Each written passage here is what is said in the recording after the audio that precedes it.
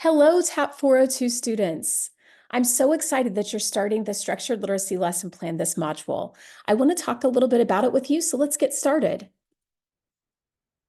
This structured literacy lesson plan needs to be written for the preschool through second grade band because it's in Science of Reading 1. If you teach in an upper grade level classroom, I suggest that you write your lesson plan for second grade. Now, this lesson plan is a program assessment. Therefore, you must meet expectations or approach expectations on every indicator in order to pass the assessment and to pass the course. You are not required to teach and record this lesson. We will break up the lesson plan into 3 parts. This week, you'll be working on the word study section. Next week, you'll work on spelling and written expression. And the following week, you'll finish up with fluency, vocabulary, and comprehension. You'll have a video like this about each section. You will be receiving feedback on each part and have an opportunity to make corrections and to improve your grade. You may use your district curriculum as a reference and a guide, but we do not want you to copy and paste the district curriculum straight into your lesson plan. Please make sure that you are writing the instruction for your learners and that you're including your own special touches and questioning and transition ideas, including all of those things that make your teaching unique. Structured literacy wants us to use explicit instruction, or requires us to use explicit instruction. We use explicit instruction because we know that reading is not just something that students know how to do. They have to be taught how to do it. And it's very complex. Because of this, we use an I do, we do, you do framework. This framework requires you to do the first attempt. So you would pronounce the word, give the definition of the word, and then you would work with students using that information, and then you would ask students to do something independently. This framework helps students to understand and then to retain the information, and what they will be retaining is the correct information. Think about each component and how you can include the I do, we do, you do framework within it. This is something that's scored on the rubric as well. Now, before you get started on your structured literacy lesson plan, you need to do a little bit of background work. So choose a text in which to base this lesson plan on so that your lesson plan can have some continuity. In the comprehension section, you will include this text and require your students to think about the reading and think about what the words say. And you'll build up to that with the word study and the spelling and written expression and the fluency and vocabulary components. So choose a text. This can be a picture book. This can be from your district curriculum.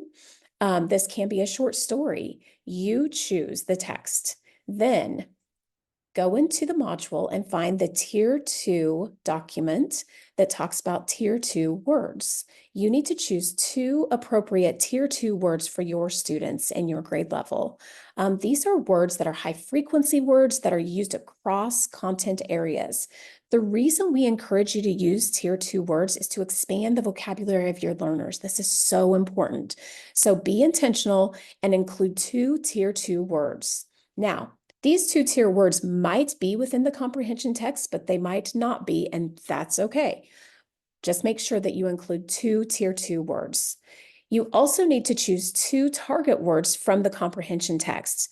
These words need to be words that will help your learners to understand the comprehension text better.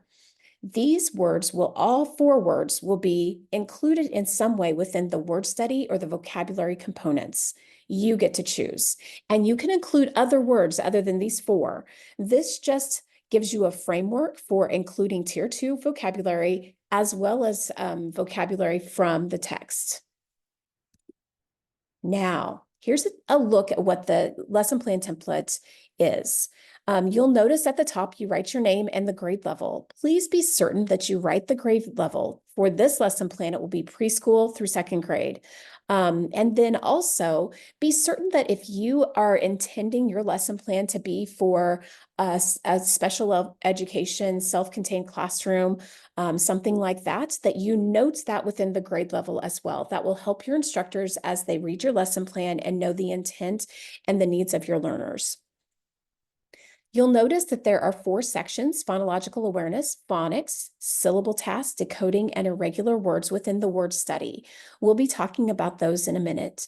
You'll also notice that there are standards, objectives, and assessment required for this section and every component as well. So, standards, objectives, and assessment. I first want to talk about the standards. The standards for the word study will be found in the KELS, or the Kansas Early Learning Standards, if you're teaching a preschool, or if you're writing a preschool lesson plan, on page 102 under Communication and Literacy Standards, the foundational reading skills. If your lesson plan is for kindergarten through second grade, you will be looking at the Kansas English Language Arts Standards for K-12 and under the heading that says Reading Foundational for your grade level. Now, within the word study, there are these 4 sections. Phonological awareness are activities that are strictly speaking and listening tasks. You will be talking to students about a word pattern, or maybe it's just a letter if you have pre-K and kindergarten learners. You might be just focusing on letters and letter sounds, and that's okay.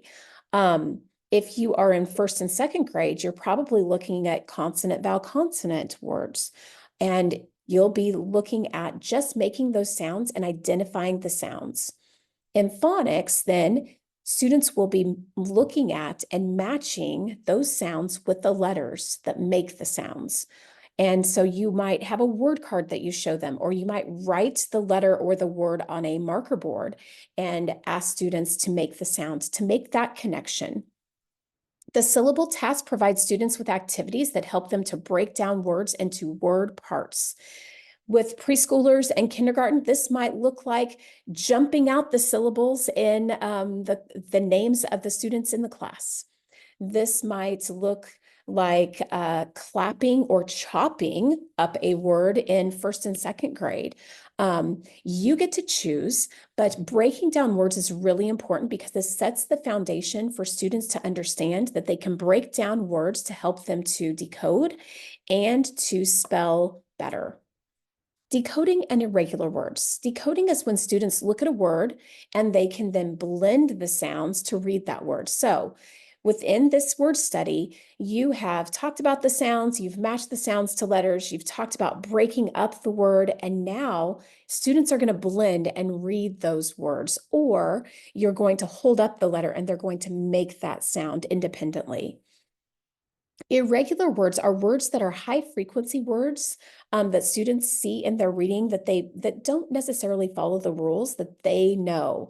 So this might be the word the for some of our learners because they don't know the TH blend.